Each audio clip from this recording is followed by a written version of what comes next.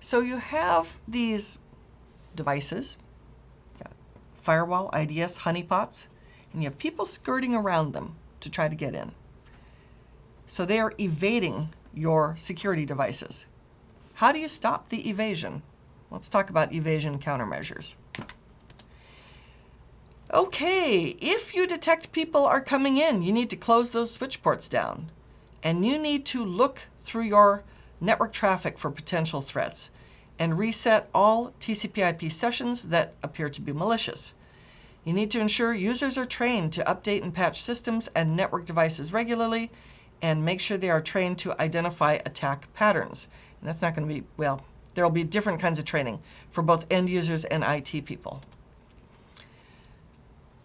Make sure that you have a traffic normalizer that can remove any potential ambiguity in the stream of packets.